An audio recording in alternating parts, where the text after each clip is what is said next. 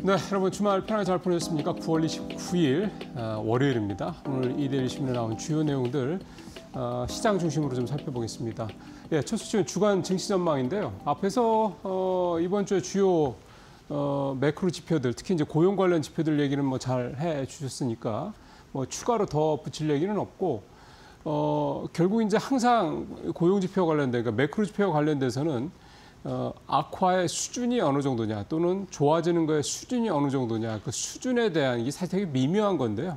그 시장이 지금 아시는 것처럼 약간 미국도 그렇고 우리도 그렇고 좀 조정 분위기이기 때문에 이게 이제 어떤 식으로 영향을 미칠까 이 부분을 좀 살펴봐야 될 것 같습니다. 특히 이제 지난주에 나왔던 PCE가 일단 시장 예상치 부합했다라는 거 그것 때문에 지난주 주식시장 마지막 날 뉴욕 시장도 반등을 다 하지 않았습니까? 근데 결국 이제 이번 주에 물론 이제 우리 시간으로 따지면 이제 주말이기 때문에 그 추석 연휴 이제 시작했을 때이기 때문에 당장 그 부분에 대해서 우리 시장에서 어떤 효과를 발행하는지 영향을 나타내는지를 뭐 확인할 수 있는 방법은 일단 다음 주에는 없습니다만 이 부분이 뉴욕 시장의 어떤 지금의 그 어떤 조정 분위기를 좀 다시 반등세로 끌어올릴지 여부 이번 주가 상당히 되게 중요한 분기점이 될 한 주다라는 거는 좀 분명할 것 같습니다. 지난주에 코스피 3,386, 지난주 화요일이었죠. 23일 날 3,486으로 정고점을 이제 찍고 최고점을 찍었죠. 그래서 사실 그날 분위기만 봐도 이제 3,500선 가겠구나.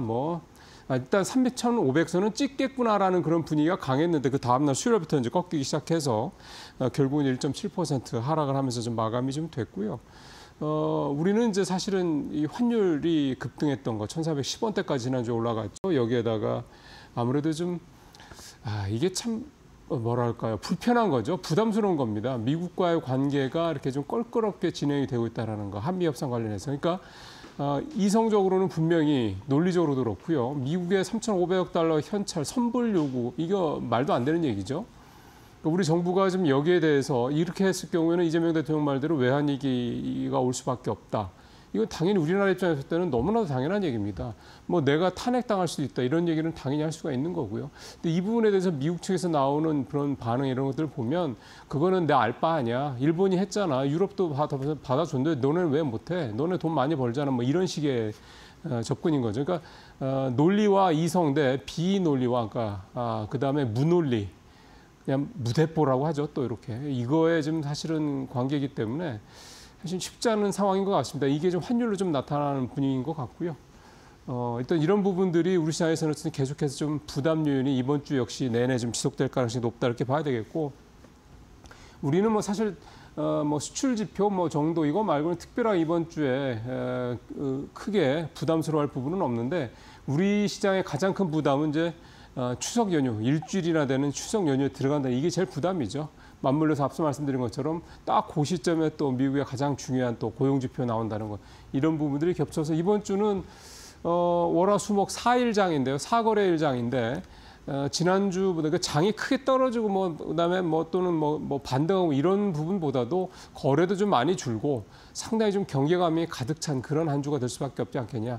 특히 이제 이번 주에 나올 미국의 주요 지표들, ISM 제조업비도 중요한 거고, 당장 오늘 밤 늦게 또는 내일 밤 늦게 나올 이제 졸트 뭐 보고서나 이런 것들, 이런 미국의 지표들 역시 좀 주목해서 볼 수밖에 없는 한 주가 될 것 같습니다.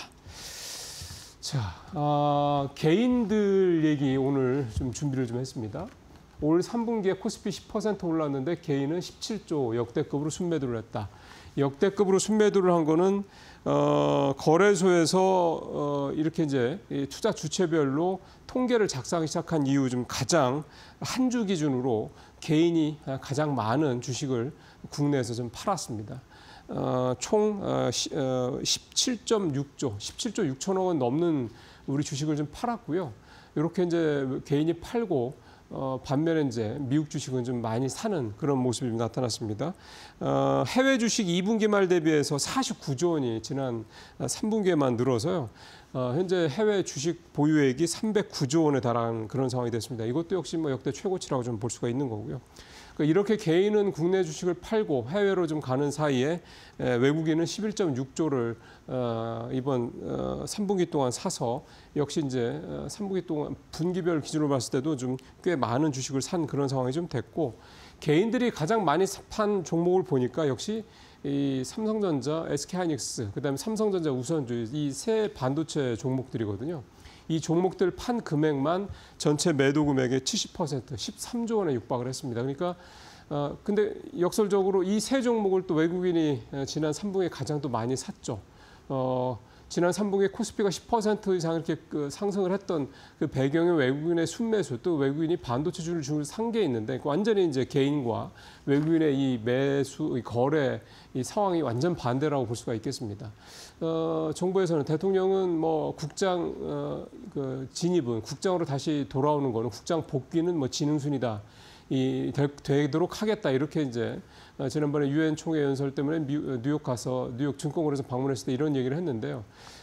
사실 3분기 내내 어떻게 보면 이제 이재명 정부의 퍼포먼스가 가장 많이 났던 3분기 내내 개인들은 국장을 계속 팔고 있는 그런 상황이 좀 됐고요. ETF 시장에서도 마찬가지입니다.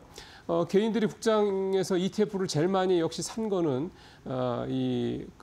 코스피 인덱스 레버리지 상품이었는데요. 3분기 내내, 그러니까 석 달 내내죠. 2분기 내내, 3분기 내내 6,360억 원어치를 샀습니다. 수익률이 이게 아무래도 레버리지 상품이다 보니까 굉장히 좀 안 좋죠. 마이너스 22.8%, 3분기 내 이렇게 수익률을 좀 마이너스로 기록을 해서 손실이 굉장히 큰 상황인데요. 그럼에도 불구하고 이제 중요한 건 이제 당장 내일 모레부터 4분기가 시작되죠. 10월부터. 이런 흐름이 10월달, 즉 4분기에 들어가서도 계속될지 여부는 일단 지켜봐야 될 것 같긴 합니다만 3분기까지는 국장과 완전히 반대로 개인들이 가고 있고 수익률도 그래서 굉장히 좋지 않다.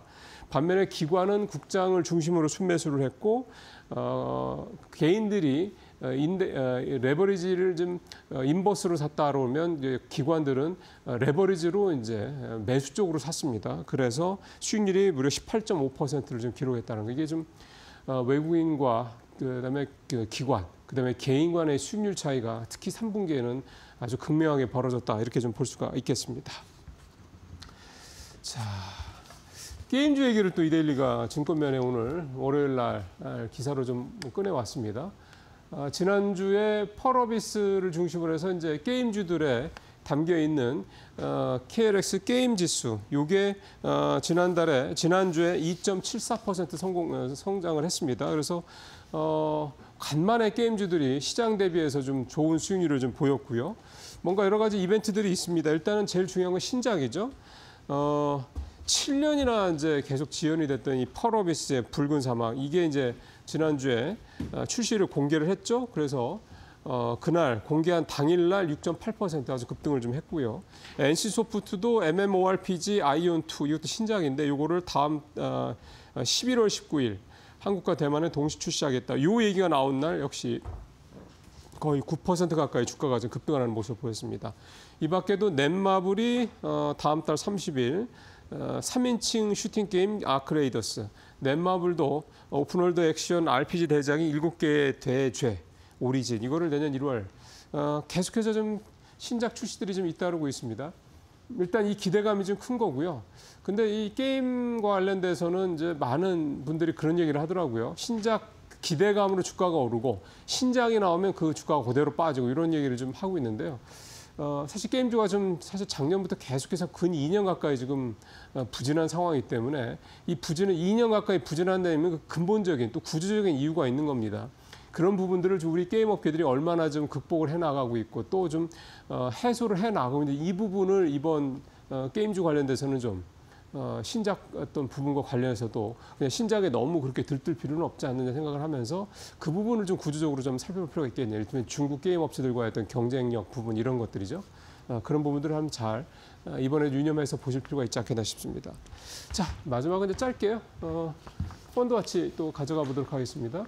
지난주도 반도체 주가 역시 가장 좋았습니다. 3주 연속 반도체 주들이 ETF 수익률을 좀 주도를 좀 하고 있는 그런 상황입니다. 표 보시죠.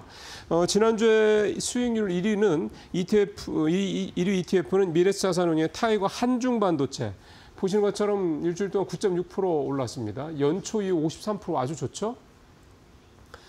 이게 이제 한중 반도체, 사실은 우리나라 반도체도 좋았지만 요즘에 중국 반도체 종목의 주가가 엄청납니다. 그래서 그 영향도 있고요. 그래서 제가 오늘 이 기사를 일부러 가져온 이유도 1위가 이제 미래에셋 거고 2위가 삼성 자산운용 거죠. 둘 다 한중 반도체를 담아놓은 ETF 상품입니다. 그러니까 반도체가 좋을 때 우리는 이제 우리 종목, 삼성전자, 하이닉스는 우리 뭐 소부장 쪽이 약간 좀 매몰되는 분위기가 있죠. 뭐 미국의 마이크론 테크놀로지 정도 이렇게 가는 거고요. 근데 중국의 반도체 회사들도 굉장히 좋다라는 걸 좀 함께 좀 보시면서 조금 시야를 넓히실 필요가 있다.